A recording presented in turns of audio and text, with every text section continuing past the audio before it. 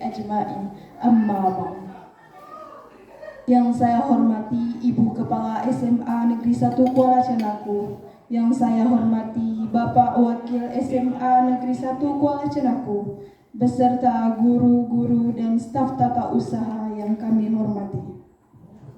Sholawat beriring salam tidak lupa kita hadiahkan kepada junjungan alam yakni Nabi Muhammad SAW dengan mengucapkan Allahumma sholli ala Sayyidina Muhammad wa ala ali Sayyidina Muhammad. Alhamdulillah, dan hari pagi ini kita dapat berkumpul di dalam ruangan guru ini untuk memperlihatkan hasil dari berbagi praktik baik modul 1.4 budaya positif oleh Bapak Riki Surihadi, SPD. Selanjutnya pembacaan doa oleh Bapak Dian. Kepada Bapak Dian kami persilahkan dengan segala hormat.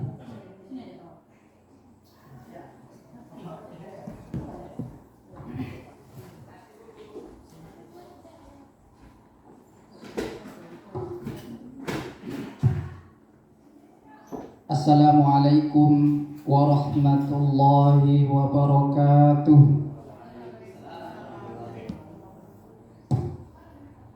Bapak Ibu Majelis Guru SMA Negeri 1 Kuala Cenaku yang berbahagia, sebelum kita mendengarkan paparan presentasi dari berbagi praktik baik modul 1.4 budaya positif oleh Bapak Riki Surihadi SPD, marilah kita mulai dengan bermohon kepada Allah Subhanahu wa taala agar kita diberikan kesehatan, wabil khususnya untuk kegiatan hari ini diberikan kelancaran dan mendapatkan hasil yang terbaik insyaallah, amin ya rabbal alamin. Ila hadratin nabiyil mustafa Rasulullah sallallahu alaihi wasallam wa ala alihi wa sahbihi wa azwajihi wa ahli baitihi ajmain. Al-Fatihah. A'udzu billahi minasyaitonir rajim. Bismillahirrahmanirrahim. Alhamdulillahi rabbil alamin. Arrahmanir rahim. Maliki yaumiddin. Iyyaka na'budu wa iyyaka nasta'in. Ihdinas siratal mustaqim. Siratal ladzina an'amta 'alaihim ghairil maghdubi 'alaihim waladdallin. Amin. A'udzu billahi minasyaitonir rajim. Bismillahirrahmanirrahim. Alhamdulillahi rabbil alamin. Wassalatu wassalamu ala asrafil anbiya'i wal mursalin wa ala alihi wa sahbihi rasulillahi ajma'in. Allahumma salli ala sayyidina Muhammad wa ala ali sayyidina Muhammad. Allahumma rabbana ighfir lana dhunubana wa liwalidina warhamhum kama rabbawna shighara. ولجميع المسلمين والمسلمات والمؤمنين والمؤمنات الأحياء منهم والأموات إنك على كل شيء قدير. اللهم ربنا هب لنا من أزواجنا وذرياتنا قرة أعين واجعلنا للمتقين إماما. اللهم إنا نسألك علما نافعا ورزقا حلالا طيبا وعملا متقبلا.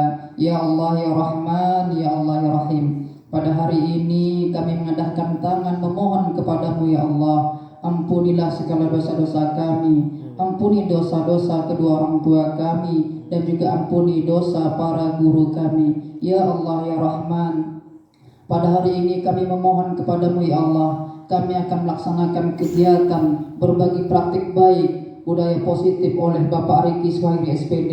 Lancarkanlah kegiatan kami ini ya Allah. Datangkanlah manfaat baik kepada kami, khususnya kepada pendidik SMA Negeri 1 Kuala Cenaku dalam menjadi guru mendidik siswa-siswi peserta didik SMA Negeri 1 Kuala Cenaku yang berprestasi dan unggul. Ya Allah ya Rahman, ya Allah ya Rahim, kabulkanlah doa kami ya Allah. Hanya kepadamu lah kami meminta, hanya kepadamu lah kami memohon.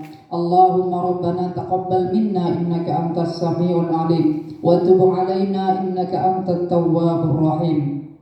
Rabbana atina fid dunya hasanah wa fil akhirati hasanah wa qina adzabannar. Subhana rabbika rabbil izzati amma yasifun. Wassalamun alal mursalin walhamdulillahi rabbil alamin. Taqabbalallahu minkum.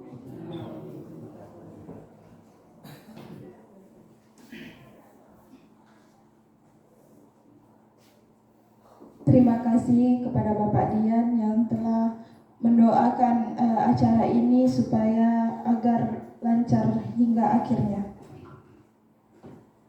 Selanjutnya langsung saja kita lihat pemaparan berbagi praktik baik modul 1.4 budaya positif oleh Bapak Riki Suhairi SPD. Kepada Bapak kami persilahkan.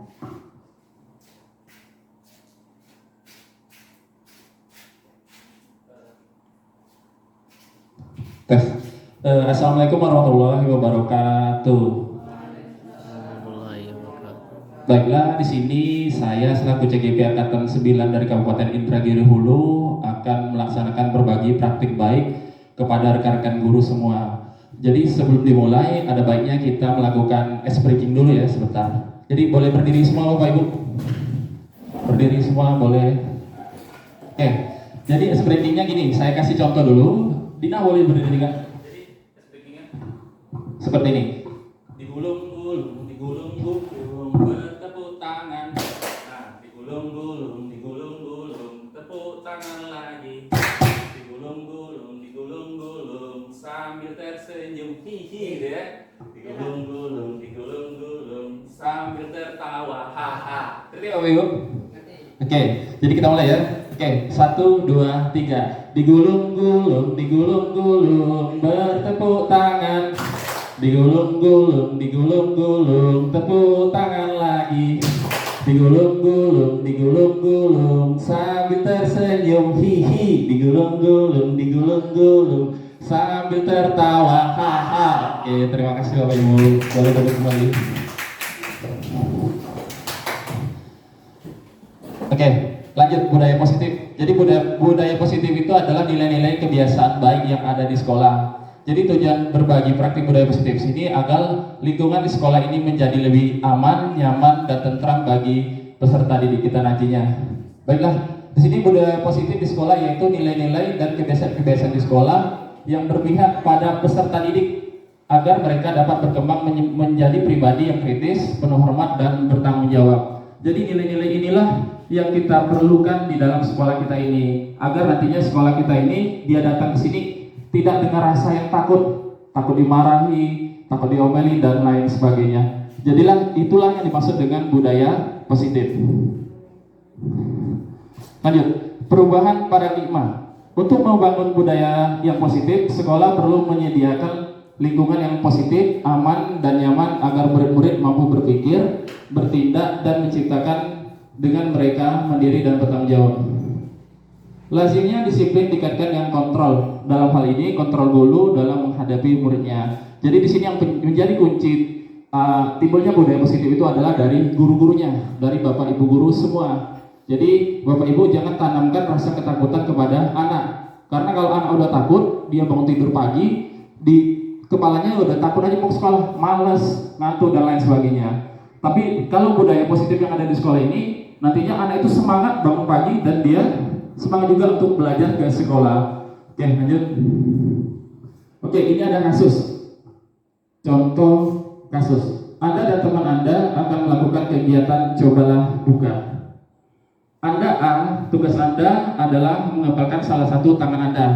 Coba Anda bayangkan bahwa Anda menyimpan sesuatu yang sangat berharga di dalam kepalan tangan Anda. Anda perlu menjaga benda tersebut sekuat tenaga Anda karena begitu pentingnya untuk kehidupan Anda. Tugas rekan B adalah mencoba dengan segala cara untuk membuka kepalan tangan Anda. Teman Anda B, dia membujuk, menghardik, mengintimidasi, memarahi, menggoda, menggelitik, bahkan menawari Anda uang agar Anda bersedia membuka kepalan tangan Anda. Cobalah lakukan kegiatan cobalah buka di atas dengan B secara bergantian. Masing-masing A dan B memiliki waktu 30 detik saja. Sesudah itu, diskusikan kegiatan ini dan coba jawab pertanyaan-pertanyaan di bawah ini secara mandiri dan diskusikan kembali dengan rekan Anda B. Bandingkan jawaban Anda apakah berbeda atau sama. Bila berbeda, kira-kira mengapa? Jadi Bapak Ibu coba dijawab pertanyaan ini. 1. Apakah Anda atau B membuka kepalan tangan Anda? Jadi kira-kira Bapak Ibu buka apa tidak? Tidak. Oke, Bu Ida, kenapa tidak beda?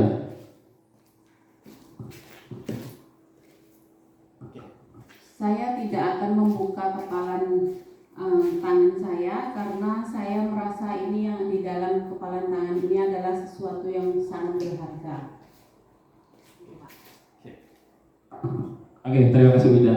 Jadi menurut Bu Ida, dia tidak akan membuka kepalan tangannya karena dianggap itu adalah sesuatu yang berharga. Ada yang berbeda Bapak Ibu? Ada yang membuka? Kira-kira Bapak Ibu bila ditawari, dibujuk, bahkan diberi uang, Bapak Ibu akan membuka kepala tangan itu yang dirasa itu penting. Ada yang berbeda? Atau sama semua? Sama semua, oke. Yang kedua, apakah Anda atau B menutup kepala tangan Anda? Mengapa? Apa alasan Anda dan B tetap menutup kepala tangan Anda? Tadi udah jawab sebeda. Dalam kegiatan ini sesungguhnya siapa yang memegang kendali atau kontrol untuk membuka dan menutup tangan? Jadi di sini yang memegang kontrol kendali di dalam diri itu yaitu ya kita sendiri. Jadi walaupun kita dipengaruhi seperti tadi, kita diejek, dihardik, diintimidasi dan diberi uang sekalipun, kalau ada keyakinan di dalam diri kita yang gak akan kita buka, makanya kita tidak akan membuka kepala tangan itu. Begitulah keyakinan diri yang ada di dalam diri peserta didik kita. Jadi apapun itu caranya Bapak Ibu marahi, kalau dia punya keyakinan yang dia yakini bahwa itu tidak akan dikasih tahunya ke orang, tetap dia tidak akan mengasih tahunya. Oke.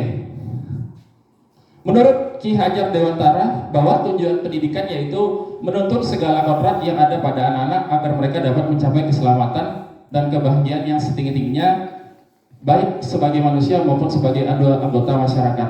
Oleh sebab itu, pendidik itu hanya dapat menuntut tumbuh dan hidupnya kekuatan kodrat yang ada pada anak-anak agar dapat memperbaiki lakunya, bukan dasarnya hidup dan tumbuh kekuatan kodrat anak. Jadi maksudnya pas saya menuntut di sini adalah kita sebagai guru itu ibaratkan seorang petani. Jadi sekolah itu ibaratnya lahannya, sawahnya. Jadi anak itu ibaratkan bibitnya. Jadi kalau bibit cabai, bibit padi yang ditanam, dia akan tumbuh sebagai padi. Tak mungkin bibit padi yang ditanam dia tumbuh sebagai cabai, itu tidak. Itulah yang dimaksud dengan kodrat anak. Jadi tugas kita hanya menuntut. Menuntut di sini maksudnya adalah mengarahkan anak itu kemana dia mau pergi, bukan dipaksa. Seperti pendidikan zaman dulu, semua peraturan kita yang megang, harus gini nak, harus gini nak, harus gini nak, harus gini nak. Jadi ternyata peraturan itu tidak sesuai lagi dengan zaman kita hari ini. Itulah yang disebut dengan merdeka belajar. Jadi tugas kita sebagai petani hanya kayak mana supaya lahan itu bisa subur. Terus kalau padi itu udah tumbuh, kayak mana dia tidak ada rumputnya. Jadi tugas kita hanya menyiangi rumput itu saja. Terus kalau ada hama, tugas kita hanya menyemprot hama itu. Jadi itulah tugas kita sebetulnya sebagai guru. Jadi kita hanya menuntun kemana anak itu akan pergi. Jadi kita tidak bisa memaksa kodrat anak bibit cabai harus berbuah jadi buah pinang, itu tidak bisa. Karena anak itu ibarat bibit. Jadi sekolah ini lahan dan kita guru adalah sebagai petaninya. Jadi semakin petani itu rajin mengolah lahannya, maka lahan itu akan semakin subur dan anak itu akan tumbuh dengan subur pula. Jadi itulah yang disebut dengan menuntut. Oke, ini yang jawaban dari ilustrasi tadi. Kita sendiri yang memegang kontrol atas kepala tangan kita. Apakah kita membuka atau menutup kepala tangan kita? Itu tergantung pada diri kita masing-masing sesuai dengan kebutuhan dasar kita saat itu. Itu yang dijawab sama Bu Ida tadi. Oke, perubahan paradigma teori kontrol, ilustrasi kontrol. Ilustrasi guru mengontrol murid. Ilustrasi bahwa kritik dan membuat orang merasa bersalah dapat menguatkan karakter. Ilustrasi bahwa semua penguatan positif, efektif dan bermanfaat. Ilustrasi bahwa orang dewasa memiliki hak untuk memaksa, dan itu semua salah. Kita sebagai orang dewasa tidak bisa memaksa peserta didik kita. Balik ke awal tadi, kita hanya bisa menuntut. Ini perubahan paradigma stimulus respon teori kontrol. Siapa sesungguhnya yang memegang kontrol? Ini stimulus respon, dan ini teori kontrol. Dan inilah yang dilakukan selama ini oleh kita, stimulus respon. kita mencoba mengubah orang agar berpandangan sama dengan kita tanpa disadari atau tidak. Itulah yang kita lakukan selama ini. Yang sebetulnya kita berusaha memahami pandangan orang lain tentang dunia. Itulah yang betulnya. Selanjutnya, perilaku buruk dilihat dari sesuatu kesalahan. Yang betulnya, semua perilaku memiliki tujuan. Jadi setiap anak itu, apa yang dilakukannya pasti dia punya tujuan.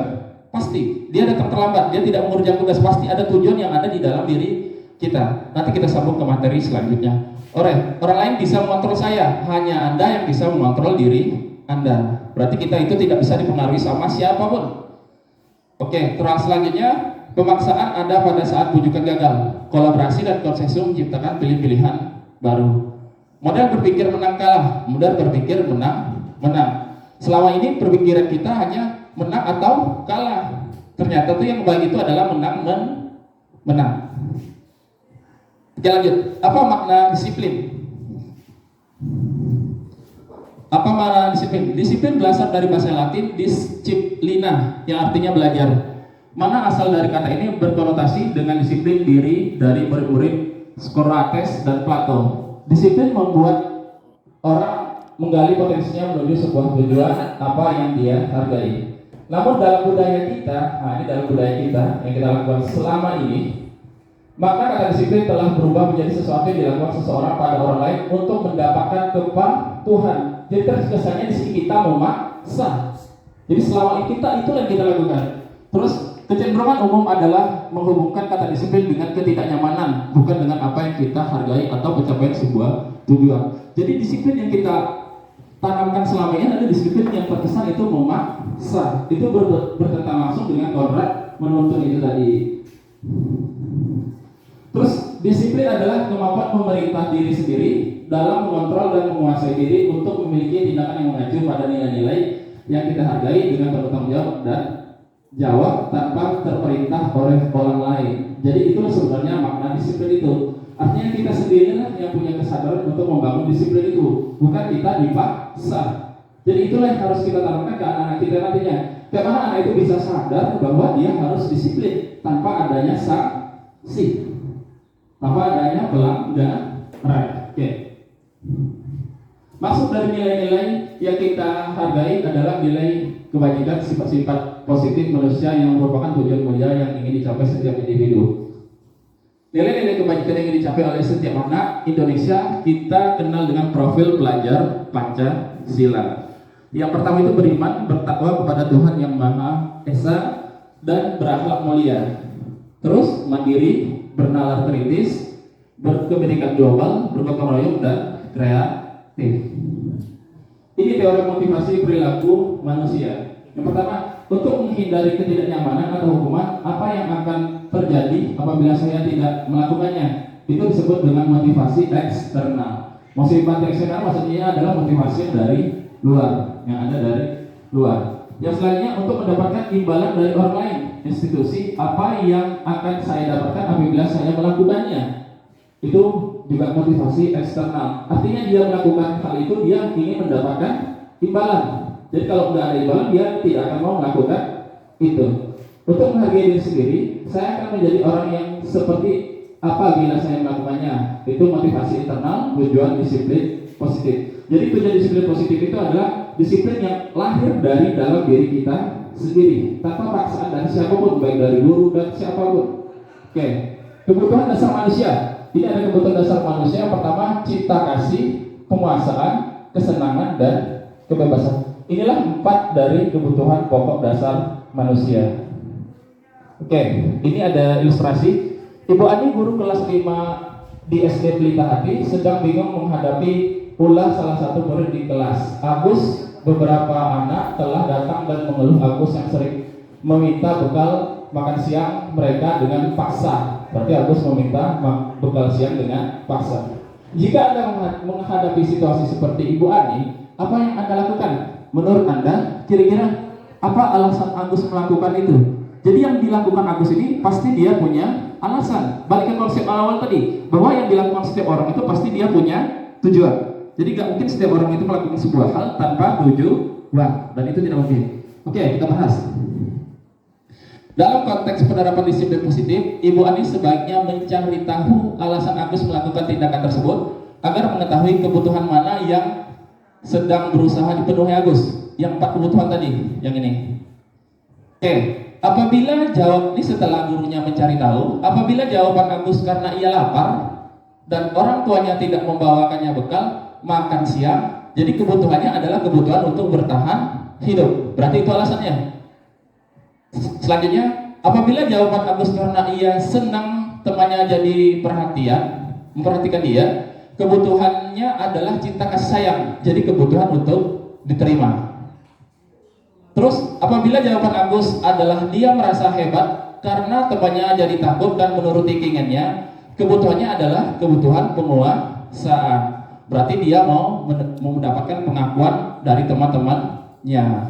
Selanjutnya, apabila jawaban Agus karena dia merasa bosan dengan bekal yang dibawakan ibunya karena selalu membawakan bekal yang sama, jadi kebutuhannya adalah kebebasan, kebutuhan akan pilihan. Jadi selama ini dia tidak dikasih pilihan oleh ibunya, hanya dikasih makan itu terus. Akhirnya dia bosan. Berarti dia ingin memenuhi kebutuhan kebebasan. Selanjutnya, apabila jawaban Agus adalah karena iseng saja dan dia menikmati ekspresi wajah temannya yang kesal karena diambil makanannya, jadi kebutuhannya adalah kebutuhan kesenangan. Jadi itulah tadi yang disebut dengan setiap yang dilakukan siswa kita itu pasti dia punya tujuan. Apakah kebutuhan bertahan hidup, apakah kebutuhan untuk diterima, apakah kebutuhan pengakuan, apakah kebutuhan akan pilihan, dan apakah kebutuhan akan kesenangan. Jadi kita tidak bisa langsung marah kepada anak murid kita. Jadi kita harus tanya dulu. Jadi setelah kita tanya, kita tahulah kenapa murid itu melakukan tindakan itu kepada kawannya, gitu ya. Jadi kita tidak bisa langsung begitu dia mencuri langsung wow, gitu. Nggak bisa. Jadi kita harus cari tahu dulu. Oke, 5 posisi kontrol guru. Jadi posisi penghukum, pembuat merasa bersalah, teman, pemantau, dan manajer. Jadi posisi terbaik kita sebagai guru adalah di posisi manajer. Yang kita lakukan selama ini adalah penghukum. Disadari atau tidak? Tapi untuk kita bisa sampai ke posisi manajer ini memang dibutuhkan waktu dan proses yang panjang. Jadi disadari atau tidak, yang selama yang kita lakukan adalah menghukum. Kalau siswa salah udah dihukum, siswa salah dihukum, siswa salah dan dihukum. Itulah yang kita lakukan selama ini. Oke, ini kita bahas motivasi, identitas gagal, menghindari hukuman. Ini penghukum. Guru berbuat penghukum, menghardi, menunjuk-nunjuk, menyakiti dan menyindir. Ini guru yang menghukum. Terus guru berkata, kalau kamu tidak melakukannya, awas ya, rasakan ya. Itulah penghukum. Terus hasilnya memberontak, menyalahkan orang lain yang berbohong. Itulah yang dilakukan anak kita. Dia bakalan memberontak, menyalahkan orang lain yang berbohong. Terus kaitannya dengan dunia yang berkualitas, murid meletakkan guru di luar dunia berkualitas. Karena dia memberontak tadi, diletakkannya posisi kita sebagai orang yang tidak berkualitas. Terus murid berkata, biarkan saja, nanti jangan marah-marah lagi. Selanjutnya dampak kepada murid adalah dia akan mengulangi kesalahannya lagi. Itulah yang disebut dengan penghukum. Jadi penghukum itu setelah kita marah-marah, siswa itu tetap akan mengulangi apa yang dia lakukan tadi. Terus membuat rasa bersalah. Guru berceramah mengatakan seharusnya ibu kecewa. Terus guru berkata, kamu seharusnya sudah tahu ibu lelah sekali mengatakannya. Ibu stres. Terus hasilnya menyembunyikan, menyangkal, dan berbohong. Dan itulah yang dilakukan oleh anak didik kita. Terus kaitannya dengan dunia berkualitas, murid meletakkan guru di dalam dunia berkualitas. Murid berkata, maafkan saya. Dampak pada murid merasa rendah diri. Itulah dampaknya kalau guru berkata, seharusnya ibu kecewa. Jadi murid itu efeknya adalah ibu itu menjadi rendah diri. Guru anaknya maaf. Terus teman, kalau kita memposisikan kita sebagai teman kepada anak murid, jadi ini guru membuat alasan-alasan untuk murid. Ayolah lakukan demi ibu. Masa kamu tidak mau? Ingat, tidak ibu pernah bantu. Terus hasilnya ketergantungan. Jadi ketergantungan. Jadi anak itu tergantung kepada kita. Kalau kita memposisikan anak murid kita sebagai teman, dia akan bergantung kepada kita. Yang susahnya nanti adalah kalau kita tidak ada. Jadi anak itu tidak mandiri. Terus kaitannya dengan dunia berkualitas, murid meletakkan guru sebagai orang yang sangat penting di dunia berkualitas. Murid berkata, saya pikir bapak atau ibu teman saya ternyata begitu. Dampak pada murid, lemah, tidak mandiri, dan bergantung. Itu kalau kita memposisikan anak kita sebagai teman, anak itu jadi tidak percaya diri dan sangat lemah. Terus pemantau, posisi yang lumayan bagus di dalam guru. Guru berbuat, menghitung dan mengukur. Guru berkata, apa peraturannya? Terus hasilnya menyesuaikan diri bila diawasi. Terus kaitannya dengan dunia berkualitas, murid meletakkan guru peraturan dan hukum di dunia berkualitas. Murid berkata, berapa banyak bintang yang saya harus peroleh, berapa halaman yang harus saya tulis. Ini pemantau. Biasanya guru-guru pemantau ini dia mengasih bintang atau stiker kepada peserta didik kita. Dia mengasih stiker atau pin-pin kecil kepada peserta didik kita. Dampak pada murid menitikberatkan pada sanksi atau hadiah untuk dirinya. Jadi kalau kita mengasih pin atau apapun itu atau stiker kebanggaan untuk anak, dampaknya ini menitikberatkan pada sanksi atau hadiah untuk dirinya. Jadi dia melakukan itu hanya karena hadiah. Jadi hadiah itulah yang tidak boleh hari ini. Anak juara 1 itu tidak boleh diumumkan dan tidak boleh diberi hadiah. Dampaknya apa? Dampaknya itu kepada diri anak yang diberi hadiah, dia akan merasa sombong. Dia merasa, akulah di atas segala-galanya. Dan efek bagi teman-temannya itu tidak termotivasi lagi untuk belajar lebih baik. Itulah tidak boleh hari ini memberikan hadiah, reward atau apapun itu, atau menulis ranking di lapor itu memang tidak boleh di kurikulum Merdeka ini, karena berdampak buruk kepada siswanya. Terus ini posisi manajer, posisi yang baik bagi seorang guru. Guru berbuat, mengajukan pertanyaan. Guru berkata, apa yang kita yakini, apa yang bisa kau kerjakan untuk memperbaiki masalah ini. Kalau yakin ini kembali kepada keyakinan kelas. Dan hari ini peraturan itu tidak ada lagi, yang ada hanya keyakinan kelas. Keyakinan kelas itu hadir antara remuk kita dengan guru dengan siswanya. Dibuatlah beberapa keyakinan, berarti keyakinan itulah yang nanti yang harus dilakukan oleh siswa-siswinya.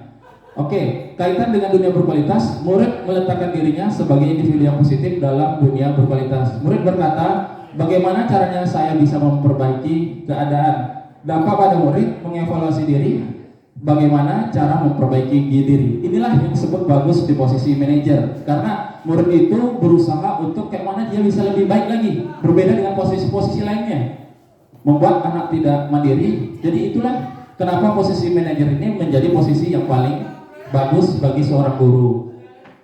Tapi untuk mencapai itu semua memang dibutuhkan waktu dan proses yang panjang bagi kita. Tidak bisa merubah sesuatu hal itu dalam waktu yang sesaat. Oke, pertanyaan-pertanyaan. Saya kecewa sekali dengan kamu. Itu termasuk membuat orang merasa bersalah. Kamu tidak pernah benar melakukannya. Itu termasuk penghukum. Jadi kalau Bapak Ibu mengucapkan kata itu berarti termasuk penghukum. Ayolah lakukan demi ibu bapak. Itu kita memposisikan murid kita sebagai teman. Efeknya tadi anak tidak mandiri. Terus apakah kamu mau mendapatkan stiker bintang hari ini? Nah, stiker tadi itu pemantau. Efeknya tadi anak tidak akan mau bekerja kalau tidak ada stiker. Itu efek negatifnya. Bagaimana kamu bisa menyelesaikan masalah ini? Itu baru posisi manajer. Jadi di posisi manajer ini anak dituntut untuk mencari solusi perbaikan untuk dirinya sendiri. Itulah kenapa posisi guru di manajer ini adalah posisi yang terbaik. Jadi anak itu berpikir kayak mana dia bisa menyelesaikan masalahnya, bisa mencari solusi dari masalahnya. Mudah-mudahan kita suatu hari nanti bisa sampai di posisi manajer ini. Kamu selalu yang paling terakhir. Itu penghukum. Terus budaya positif. Nah, ini budaya positif. Budaya positif itu lahir dari lingkungan yang positif, lahir dari keyakinan kelas dan peraturan kelas. Berawal dari peraturan kelas. Oke, ini keyakinan kelas.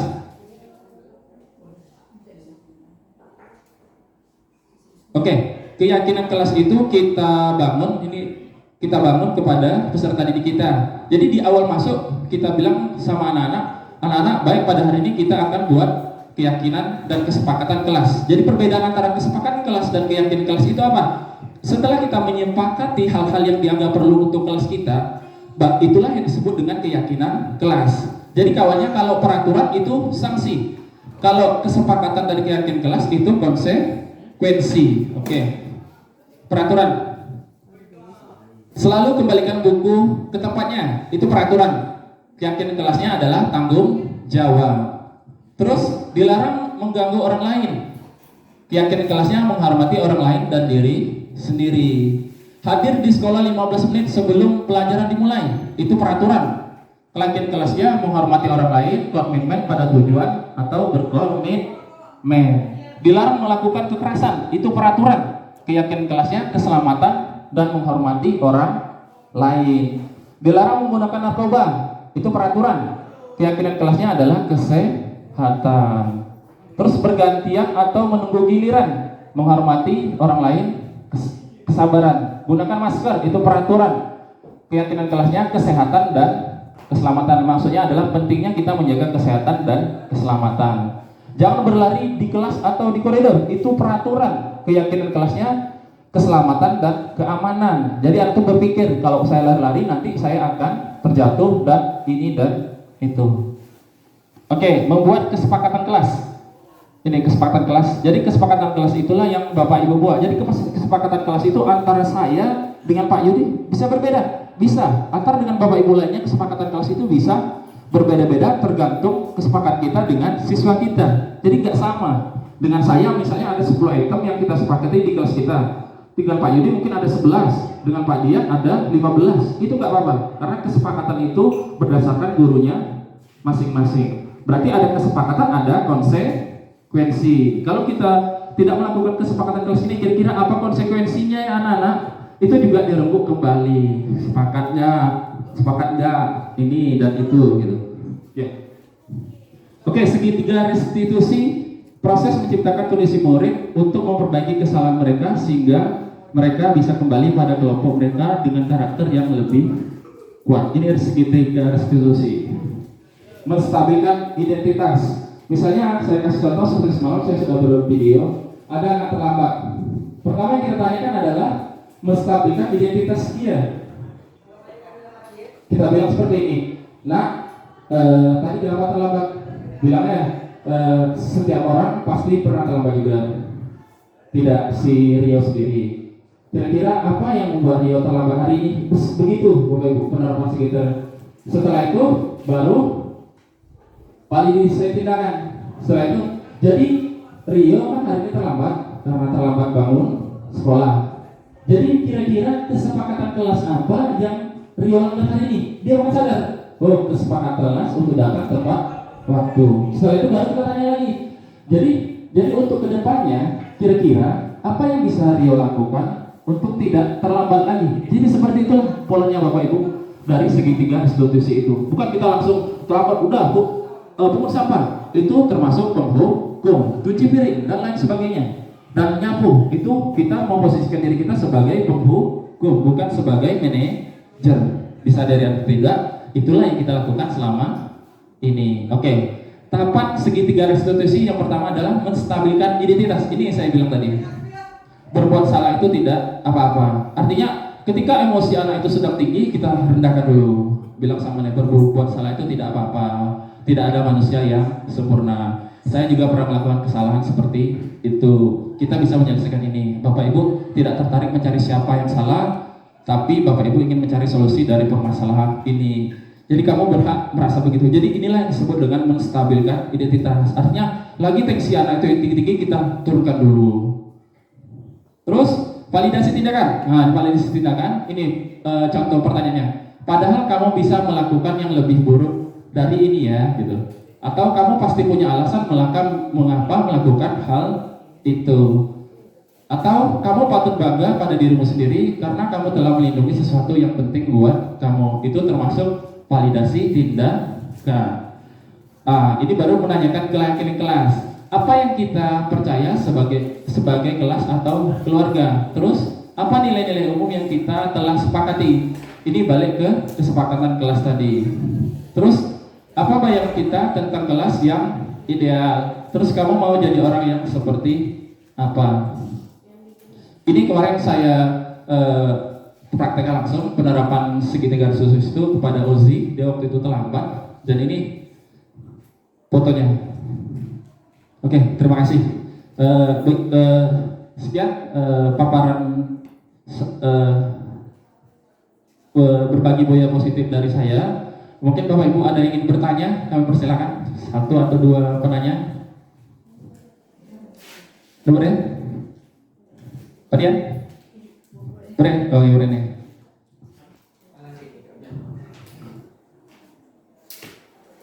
Baik, terima kasih atas waktu yang telah diberikan Pak Riki. Yang ingin saya tanyakan di sini, ini kan sudah beberapa kali nih, sebelum sampai ke pertanyaan sudah beberapa kali saya mengikuti ini, tapi memang ada satu yang ganjal masih sama saya, belum jelas. Mudah-mudahan nanti Pak Riki bisa menjelaskan. Pertanyaan saya simpel, perbedaan keyakinan kelas dengan kesepakatan kelas itu apa? Apakah sama?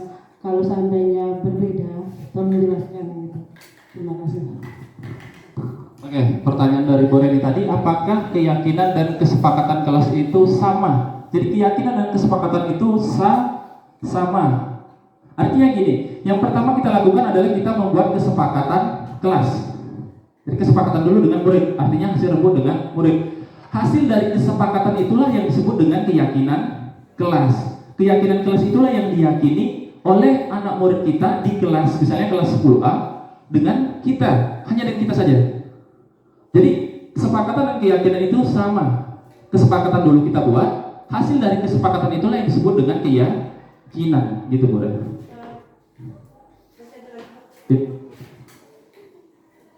Baik, jadi kan keyakinan kelas dengan kesepakatan kelas sama. Berarti itu kan biasanya dibuat antara wali kelas dengan siswanya. Guru ya. Berarti guru boleh, wali kelas juga. Kalau seandainya wali kelas, saya lihat di kelas-kelas itu kan ditempel. Di tempel itu nanti, ini kan sampai tidak rancu nanti ke depannya Pak Riki. Yang ditempel itu nanti judul atasnya keyakinan atau kesepakatan kelas, itu yang pertama. Nah kemudian kalau seandainya guru kan juga buat nih kesepakatan atau keyakinan kelas tadi, itu juga perlu ditempel di kelas atau hanya dipegang oleh guru, karena kan hanya guru dengan muridnya saja gitu, dipegang oleh guru saja atau bagaimana gitu, ditempel di kelas juga atau seperti apa gitu. Terima kasih. Oke, kalau untuk keyakinan kelas yang dibuat oleh wali kelas itu memang harus ditempel, karena itu wali kelasnya. Tapi yang guru itu cukup diketahui antara siswa dengan guru saja, tidak perlu ditempel. Karena kalau ditempel nanti kan mungkin bakalan ada 20 guru, berarti ada 20 keyakinan di dinding itu gitu ya. Tambah bingung anak-anak gitu ya. Maksudnya gini, ketika saya sama Bu Smarty, berarti udah disepakati 10 nih. Itu aja. Jadi sama Bu Dini berbeda lagi, Pak Ian beda lagi, dan Bu Ren beda lagi. Kalau ditempel semua kan tambah bingung anak jadinya. Jadi yang ditempel itu hanya yang dari wali kelas, karena itu khusus untuk wali kelas. Kalau untuk guru cukup diketahui antar siswa dan gurunya saja. Iya. Iya, itu tadi Bu Ren. Jadi kesepakatan keyakinan itu sama. Kesepakatan itu artinya kita diskusi dulu, udah dapat nih kata sepakatnya 10 kesepakatan. Itulah yang disebut dengan keyakinan kelas ya. Apakah boleh misalnya kelas ini bikinnya kesepakatan kelas, kemudian kelas yang sebelah bikin keyakinan kelas, berarti boleh? Bisa, nggak apa-apa ya, sama aja. Tujuannya kan sama. Tujuannya menghindari peraturan tadi.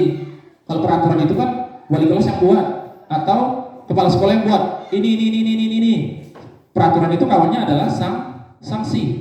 Kalau kesepakatan dan keyakinan kelas itu kawannya adalah konsekuensi. Itu udah. Oke, terima kasih. Mungkin itu saja sedikit dari saya. Lebih dan kurang mohon maaf. Saya akhiri dengan wabillahi taufiq wal hidayah. Wassalamualaikum warahmatullahi wabarakatuh.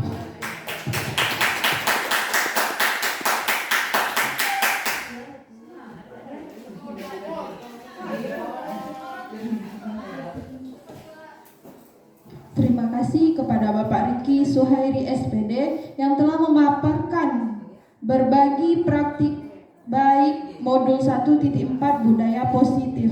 Semoga bermanfaat untuk guru-guru sekalian. Dan itulah akhir dari acara kita pagi ini.